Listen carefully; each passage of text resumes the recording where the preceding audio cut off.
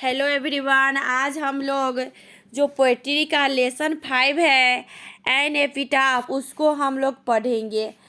N epitaph का अर्थ होता है कब्रगाह पर लिखी हुई बातें, यानी एक जो इंसान जो मर जाता है और उसको जो दफनाया जाता है वही जो कब्र है उसी पर जो लिखी हुई बातें हैं उसी को हम कहते हैं कब्रगाह, एन एपिटाफ कहते हैं। इसके जो राइटर है वो वाल्टर डिलामारे है। इसमें इस कविता में जो कवि है वो एक ब्यूटीफुल लेडी रहती है जो मर जाती है, उसको जो कब्र में दफनाया जाता है उसी पर कवि जो है फूट फूट कर रोते हैं और उसी पर जो बोलते हैं उसी को इसमें बताया गया है। वाल्टर डिलामारे का जन्म 1873 में और मृत्यु इनका 1956 में हुआ था। वाल्टर डिलामारे का जन्म 1873 में और मृत्यु 1956 में हुआ था। और कहाँ हुआ था? Was born in the village of Charlton in Kent, England. और इनका जन्म इंग्लैंड के केंट में चार्ल्टन गांव में हुआ था। इंग्लैंड के केंट शहर के चार्ल्टन गांव में इनका जन्म हुआ था। He lost his father at the age of 4। और मात्र 4 साल के उम्र में, जब वाल्टर डिलामारे 4 साल के थे तो इन्होंने अपने पिता को खो दिए, यानी मात्र 4 साल के उम्र में ही इनके पिता का मृत्यु हो जाता है। And had to move with his family to London.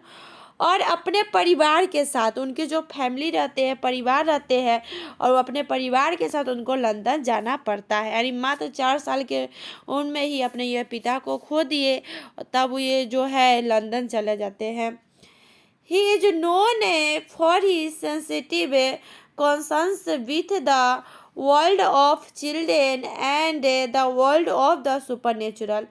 और ये जाने जाते हैं, ही इज नोन फॉर, ये जाने जाते हैं बच्चों की दुनिया के लिए, बच्चों की जो दुनिया है, और सुपर नेचुरल का अर्थ होता है अलौकिक दुनिया। अलौकिक यानी सपनों की दुनिया। या बच्चों की दुनिया और सपनों की दुनिया के लिए एक संवेदनशील सेंसिटिव कॉन्सर्न्स यानी चिंताओं के लिए जाने जाते हैं। बच्चों की दुनिया और अलौकिक दुनिया, अलौकिक यानी सपनों की दुनिया के लिए यह संवेदनशील चिंताओं के रूप में जाने जाते हैं। His songs for children and Peacock Pie depict a world of dreams। और इनके जो सॉन्ग्स फॉर चिल्ड्रेन है या बच्चों की दुनिया के लिए जाने जाते हैं, इनके जो सॉन्ग्स फॉर चिल्ड्रेन है और पीकॉक पाई जो है वो सपनों की दुनिया को प्रदर्शित करते हैं, दर्शाते हैं, डिपिक्ट करते हैं। इनकी जो सॉन्ग्स फॉर चिल्ड्रेन है यानी इनकी जो रचना है, वर्क है, song for children and peacock pie, ये बच्चों की दुनिया को दर्शाते हैं। But even in this songs there is a note of melancholy. पर इनकी जितने भी जो कविता है जैसे सॉन्ग्स फॉर चिल्ड्रेन हुआ है एंड पीकॉक पाई, इसमें उदासी का स्वर है, मेलनकॉली है, इम्पॉर्टेंट है। इसमें जो इनकी जो कविता है, सॉन्ग्स जो रहता था उसमें मेलनकॉली यानी उदासी का स्वर रहता था, उदासी रहता था। The poet makes us aware of the inhuman condition of modern life। और ये जो कवि है वाल्टर डिलामारे हमको अवगत कराते हैं, अवेयर कराते हैं। अवेयर मतलब अवगत कराना या जागरूक कराना, या अवगत कराते हैं जो मॉडर्न लाइफ है, यानी यह जो जीवन हम लोग का है, जो आधुनिक जीवन है, इसका जो इनह्यूमन कंडीशन है यानी अमानवीय स्थिति, यानी जो मनुष्य के साथ जो अमानवीय व्यवहार किया जाता है, जो अमानवीय जो मॉडर्न जीवन में, आधुनिक जीवन में जो लोगों का जो अमानवीय स्थिति है उससे हमको सहज कराते हैं, अवगत कराते हैं, समझाते हैं ये कवि। ही shows his genius by evincing fresh interest in old themes।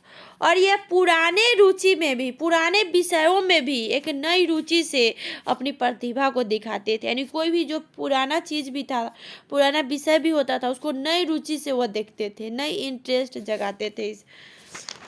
Queen Elizabeth two honoured him with the order of merit in 1953।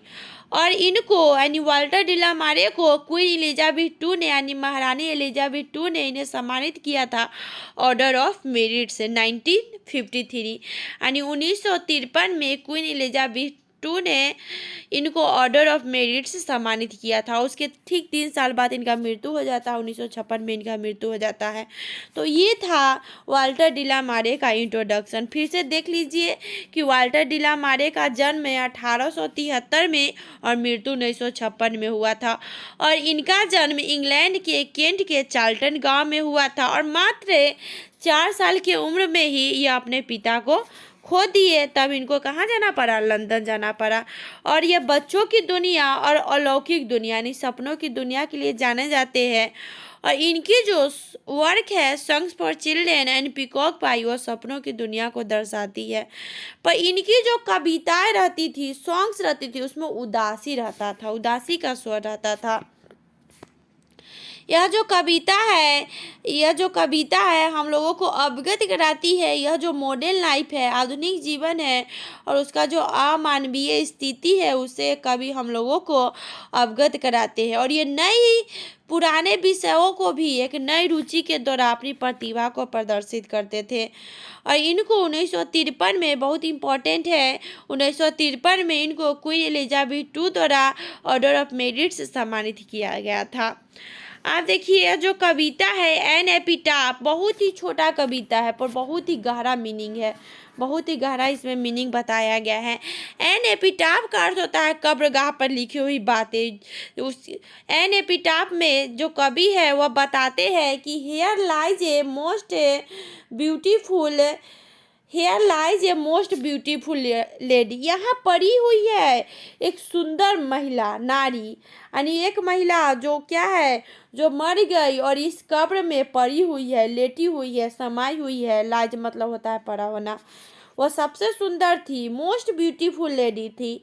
Light of step and heart was she, हल्के हल्के कदम उठाकर चलती थी और मेरे दिल के करीब थी, मेरे दिल में रहती थी, हर्ट में रहती थी। यानी यहाँ पर एक सुंदर जो महिला है, लेडी है, वह पड़ी हुई है और हल्के हल्के कदम उठाकर चलती थी और वह मेरे दिल के क्या थी? करीब थी। यानी कवि जो थे उसे बहुत ही प्यार करते थे। I think she was the most beautiful lady, मैं सोचता हूँ कि वह सबसे सुंदर नारी थी। ऐसी नारी कभी भी बेस्ट कंट्री में नहीं थी, यानी मैं सोचता हूँ कि वह सबसे सुंदर नारी थी।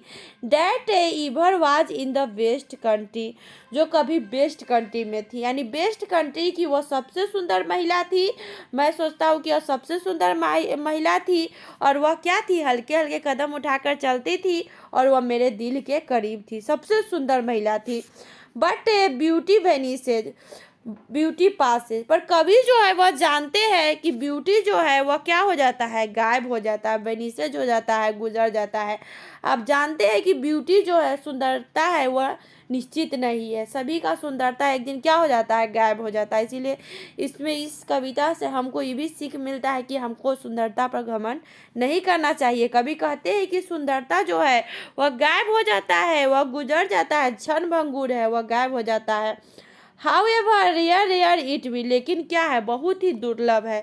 बिरले यानी नहीं के बराबर ऐसी लेडी बेस्ट कंट्री में पाई जाती है, यानी बहुत ही दुर्लभ है। बिरले ही ऐसी महिला जो है वह बेस्ट कंट्री में मिलती है। यानी कवि जो है बताते हैं कि वह सबसे सुंदर महिला थी। आगे जो कवि है बहुत ही अच्छा बात बोलते हैं, देखिए।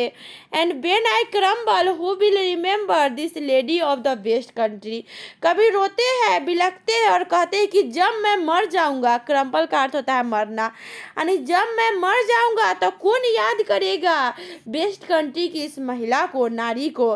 कभी रोते हुए फुट फुट कर रोते हैं कब्र पर और कहते हैं कि जब मैं मर जाऊंगा, जब मैं मर जाऊं तो कौन याद करेगा इस महिला को, बेस्ट कंट्री के इस महिला को, जो महिला क्या थी? सबसे सुंदर थी, यानी मेरे बाद उसको कोई भी याद नहीं करेगा। ये था एन एपिटाफ। कहाँ चला गया?